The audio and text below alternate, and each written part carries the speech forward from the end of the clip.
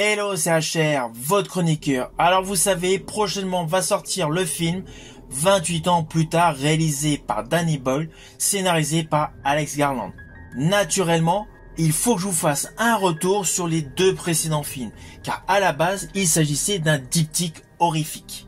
Le premier opus était justement réalisé par Danny Boyle et scénarisé par Alex Garland. Le premier film était un film petit budget, avec l'acteur Cillian Murphy, Naomi Harris, Brendan Gleeson, Christopher Eccleston, Megan Burns. Et il durait 113 minutes. Alors on va pas se mentir, à sa sortie en 2002, il a tout révolutionné par rapport au registre horrifique zombie. Pourtant, petit budget, mais bourré d'innovations scénaristiques, avec une histoire totalement captivante. Histoire qui est la suivante. Nous y suivons 3 défenseurs des animaux qui se rendent dans un laboratoire afin d'en délivrer des singes soumis à d'étranges expériences sur la violence. Malgré les mises en garde d'un scientifique sur la virulence du virus de la fureur qu'on leur a injecté, ils libèrent l'un des singes qui, fou furieux, mord l'un d'entre eux. L'animal est immédiatement assassiné, mais malheureusement sa victime devient à son tour enragé et contamine un de ses collègues avant de se jeter sur un scientifique. Alors il y a comme une ellipse temporelle et nous nous retrouvons justement 28 jours plus tard où nous retrouvons le personnage Jim. Jim interprété par Cillian Murphy. Celui-ci était dans le coma à la suite de l'accident et il se réveille à l'hôpital Saint-Thomas de Londres. Alors c'est assez lent, on est vraiment dans une ambiance de découverte. Et celui-ci donc se met à parcourir la ville de Londres qui paraît totalement désertée. Il découvre une église remplie de cadavres et s'aperçoit qu'il y a d'étranges personnes avec des regards rouges. Naturellement, je vous fais de manière assez succincte pour vous laisser le plaisir de découvrir ce film si vous en avez l'occasion. Mais sachez qu'à la suite de moult événements, il rencontre Selena, Frank et Anna, avec qui il tente de survivre et de trouver refuge. Leur périple les mène jusqu'à une base militaire où ils espèrent tout simplement trouver de la sécurité. Mais ce qu'ils découvrent remet totalement en question la véritable nature du danger humain. Alors ce film est doté d'une mise en scène de Londres époustouflante. Alors, pour la petite histoire, beaucoup de séquences furent tournées à l'aube, mais le fait de voir Londres, une ville qui est habituée à beaucoup de visiteurs, là elle est totalement vide. Cela crée un réel sentiment de solitude et de désolation saisissant. Force est de constater que la réalisation de Danny Boyle est totalement immersive. Elle est appuyée par une photographie granuleuse et extrêmement réaliste. À cela s'ajoute une totale réinvention du registre zombie. À la base, ils ne sont pas morts, ils ont juste été infectés. Et au-delà de l'horreur, le film explore la nature humaine, c'est-à-dire la survie, la peur, la violence, mais aussi la solidarité. Alors on va pas se mentir, ce film est en fait l'origin story à de nombreux films et séries qui ont émergé à la suite du succès de celui-ci.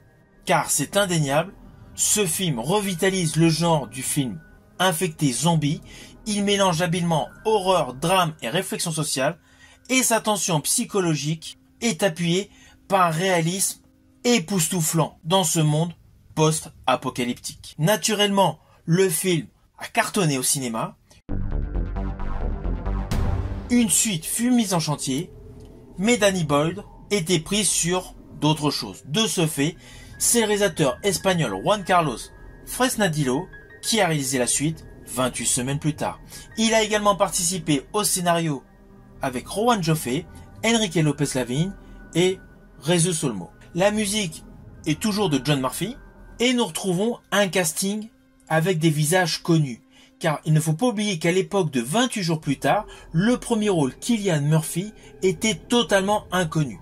Tandis que dans 28 semaines plus tard, dans les rôles principaux, nous retrouvons Robert Carlyle. Robert Carlyle qui était déjà célèbre en Angleterre. À ses côtés, nous retrouvons Jeremy Renner qui deviendra un pilier des Avengers dans le monde Marvel, et nous retrouvons également Idris Elba, inspecteur énigmatique de la série Luther. De ce fait, le casting est beaucoup plus étoffé pour ce deuxième film, avec une histoire qui est totalement dans la complémentarité. Nous sommes 6 mois après la propagation dévastatrice du virus de la rage qui a ravagé le Royaume-Uni. Nous y découvrons les forces armées américaines qui supervisent la reconstruction de Londres et surtout le retour des civils dans une zone sécurisée, zone appelée la zone verte. Nous y découvrons donc le personnage Don, interprété par Robert Carlyle, un survivant qui retrouve justement ses enfants, Andy et Tammy, après avoir survécu à l'infection en abandonnant leur mère, Alice, qu'ils croyaient morte. Ceci dit, Alice est en fait retrouvée vivante. Elle est porteuse saine du virus. Après certains détails scénaristiques, elle embrasse tout simplement son époux et lui transmet la rage. Il devient alors le vecteur d'une nouvelle épidémie incontrôlable au cœur de la zone. Alors naturellement, je ne vous dis pas pour quelle raison il se passe ce baiser. Je préfère, comme pour le premier film, que vous le découvrez par vous-même. Ainsi, au cœur de la zone verte, il y a un déchaînement viral qui entraîne une panique et l'effondrement de l'ordre établi et naturellement une évacuation militaire chaotique. S'ensuit la fuite désespérée d'un petit groupe, Andy, Tammy et un soldat américain nommé Doyle, ainsi qu'une médecin.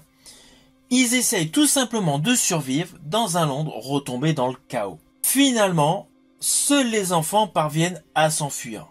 Mais Andy est malheureusement porteur du virus. Et justement, dans la scène finale, on réalise que le virus a atteint Paris, annonçant implicitement une pandémie mondiale. Alors contrairement au premier film qui avait une fin clôturée, ce second opus laissait une fin ouverte. Alors si l'on devait comparer les deux films, le premier film était beaucoup plus sur l'émotion. Il y avait le côté innovateur par rapport au registre zombie. Le deuxième film est beaucoup plus axé sur l'action, avec notamment l'intervention militaire et les dérives sécuritaires.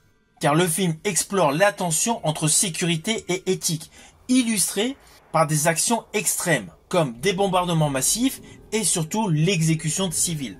Dans ce deuxième opus, il y a vraiment la notion de la responsabilité humaine, l'effondrement du contrôle et surtout la transmission. Car in fine, nous sachons que Andy est porteur asymptomatique, mais il incarne une réelle ambiguïté. Est-ce qu'il va devenir un remède ou tout simplement une menace impitoyable? Ceci dit, une chose est claire sur ces deux premiers films, c'est qu'ils ont tous les deux une ambiance oppressante, avec des séquences totalement haletantes. Alors perso, le troisième film était inévitable, surtout au vu du final du deuxième. Mais bon, on a toujours peur d'un nouvel opus qui gâche les deux précédents. Là, ce qui est rassurant, c'est que nous retrouvons l'équipe originelle du premier film, c'est-à-dire Danny Boyle et Alex Garland. À cela s'ajoutent les premiers teasers, la première bande-annonce qui fut dévoilée sur YouTube, qui m'ont totalement hypé. Naturellement, j'irai voir ce film et naturellement, je vous en ferai mon retour. Mais pour l'heure, j'ai voulu faire cette vidéo pour vous permettre de vous réimmerger dans le contexte de 28 jours plus tard et 28 semaines plus tard. Deux films qui sont actuellement disponibles par le biais de supports physiques via DVD et Blu-ray, mais qui sont également disponibles en VOD sur certaines plateformes de streaming. Par ailleurs, sachez que certains cinémas rediffusent pour l'occasion 28 jours plus tard sur de nombreuses séances. Implicitement, vous avez moult occasions de pouvoir revisionner ou tout simplement découvrir les films 28 jours plus tard et 28 semaines plus tard.